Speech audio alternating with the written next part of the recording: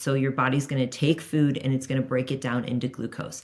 Now, this is where what you eat matters. Okay. So for example, if you have for dinner some wild caught salmon, some roasted broccolini, and a half of a roasted sweet potato, you are going to get a little bit of an increase in your blood sugar because anytime you eat, you're going to get a little bit of increase, but it's not going to be a huge spike because you're eating a good amount of protein, you're eating a good amount of fiber, and the carbohydrates that you're eating are complex carbohydrates, not simple carbohydrates. So you're going to get that little bit of glucose increase, and then your pancreas is going to secrete insulin in response to that. And then your body's going to take that glucose and either put it into your liver, your muscle, and this is where muscle is really, really important, or it's going to store it as fat.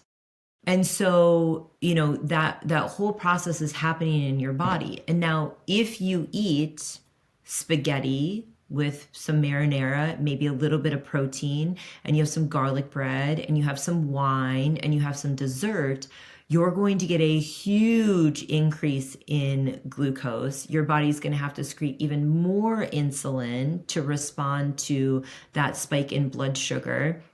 And then this is where over time, if we continue to eat that way and our body continues to have that response, we can become what's called insulin resistant, where insulin is knocking on the cells to try to get glucose in, and the cells are resistant to that insulin, and therefore your glucose stays higher. And this is where we can see things on labs like a high fasted glucose or a high A1C, which is the average over 3 months. And I'm going to share with you some labs that you specifically want to be looking at when it comes to this information later on in our conversation.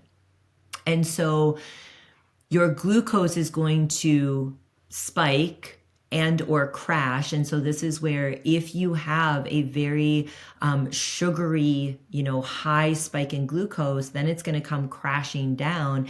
And this is where if you have one of those bigger meals in the evening, or maybe you've noticed if you have dessert or alcohol with dinner, you're waking up in the middle of the night. And that's because of that crash or that come down in your blood sugar. And your body doesn't like that. It doesn't like that crash, and where we go what's called hypoglycemic. And so cortisol has to come in to pick that blood sugar back up, and then you wake up. And so this is where, when you're eating dinner, what you're eating for dinner really, really matters. Okay. So now I'm going to talk about the cortisol, insulin, glucose triad. And so I've been teaching this for years. And so we talked about glucose and where, you're going to get that glucose. Anytime you eat, your body is going to break down what you eat into some level of glucose.